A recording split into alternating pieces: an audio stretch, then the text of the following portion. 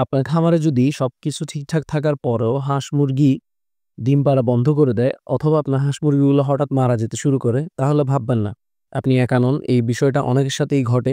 তো আমার সাথেও ঘটেছে। এই ভিডিওটা আপনার জন্যই। কারণ আমি আমার জীবনের বড় একটা ভুল আপনার সাথে শেয়ার করতে যাচ্ছি, যেন আপনি আমার মতো ক্ষতিগ্রস্ত না হন। আসসালামু আলাইকুম। আমি সবসময় চেয়েছি আপনাদের সঙ্গে আমার খামার জীবন, আমার অভিজ্ঞতা আর আমার ভুলগুলো শেয়ার করতে।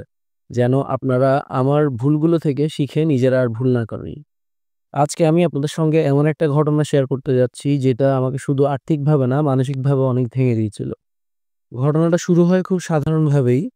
প্রতিদিনের মতো আমি হাঁস-মুরগির খাবার আনতে গেলাম আমার পরিচিত দোকানে। আমি দোকানদারকে বললাম, "ভাই, কোন খাবারটা সবচেয়ে কম দামে দিতে পারবেন?" উনি আমাকে একটা খাবার দিলেন, দাম মাত্র ৳৪০ কেজি।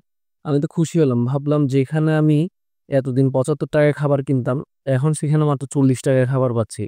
আমি খুশিতে সম্পূর্ণ ১ বস্তা নিয়ে আসছি। তখনও জানতাম না যে এই সস্তা খাবারটা হবে আমার জীবনের বড় একটা ভুলের কারণ। তো সমস্যা শুরু হয় আমি যখন খাবারটা হাঁস-মুরগিকে দিলাম, ওরা খুব মজা করে খাচ্ছিল। আমি ভাবলাম ভালোই তো হলো, খাবারও সস্তা আবার ওরাও খাচ্ছে। কিন্তু কয়েকদিন যেতে না যেতেই আমি বুঝতে পারলাম কিছু একটা সমস্যা হয়েছে। কারণ আমার হাঁসের বাচ্চাগুলো আগের মতো বড় হচ্ছিল না। কারণ আগে যে দামি খাবারটা দিতাম ওটা যখন দিতাম অনেক তাড়াতাড়ি বাচ্চাগুলো বড় হয়ে যাইত। কিন্তু এখনো সেভাবে বড় হচ্ছে না। তারপর আমার যে রানিং হাঁসগুলা ছিল ডিম দিত, সেগুলা হঠাৎ করে ডিম দেওয়া বন্ধ করে দিছে। তারপর আমার যে একদম ছোট হাঁসের বাচ্চাগুলা ছিল একদম নতুন উঠছে, ওগুলা দেখি একটা, একটা করে মারা যাচ্ছে। আমি তখনও বুঝতে পারতেছিলাম না যে কি হইছে। চিকিৎসা দিলাম, পানি চেক করলাম, আশেপাশে পরিবেশ ঠিকঠাক করলাম, তবুও অবস্থা দিন, দিন আরো খারাপ হচ্ছিল। তো শেষ পর্যন্ত খোঁজ নিতে থাকলাম কি সমস্যা, কি সমস্যা। একটা সময় বুঝতে পারলাম যে আসলে খাবারেই সমস্যা। এই খাবারটাকে হাউস ফিড নামে পরিচিত অনেকের কাছে। এই খাবারটাকে হাউস ফিড বলা হয়। এটা খামারের জন্য না। এই ফিডটা সাধারণত ব্যবহার করা হয় দোকান বা বাজারে যেখানে মুরগি বিক্রি হয়। সেখানে কিছুক্ষণ আপনি খাবারগুলা দিয়ে এই প্রাণীগুলোকে বাঁচিয়ে রাখতে পারবেন। এই খাবারটার নাম ফিড হলেও এই খাবারের মধ্যে কোনো প্রকার প্রোটিন, মিনারেল বা প্রয়োজনীয় ভিটামিন নাই। বরং এতে থাকে এমন কিছু উপাদান যা শুধু সাময়িক সময়ের জন্য আপনার মুরগি বা হাঁসের পেট ভরিয়ে রাখবে। কিন্তু দীর্ঘদিন যদি আপনি এই খাবারটা খাওয়ান তাহলে আপনার হাঁস মুরগির শরীর ধ্বংস হয়ে যাবে এবং তার ভেতরের যত অর্গান রয়েছে সব নষ্ট হয়ে যাবে। আরেকটি পাত্রে দেখুন যে খাবারটা রয়েছে এটা হচ্ছে স্টার্টার ফিড। এটা এবং হাউস ফিড দেখতে অনেকটা একই রকম। তবে আপনারা ভাববেন না যে আমি প্রথমে যে খাবারটা দেখিয়েছি সেটার মধ্যেও কিন্তু একটি খাবার রয়েছে যেটা আপনার হাঁস মুরগির জন্য সম্পূর্ণই নিরাপদ। আমার হাতে এখন যে খাবারটা দেখতে পাচ্ছেন এটা দেখেন একটু হলুদ টাইপের, আর যেটা স্টার্টার ফিড আছে সেটা একটু সাদা টাইপের। যেটা হলুদ টাইপের দেখছেন এটাই হচ্ছে যে হাউস ফিড। আপনি অবশ্যই দোকানদারকে জিজ্ঞাসা করে নেবেন উনি কি আপনাকে হাউস ফিড দিয়েছে কিনা। কারণ হাউস ফিড এমন একটি খাবার সেটা শুধু বিক্রয় কেন্দ্রে ব্যবহারের জন্য তৈরি করা হয়ে থাকে।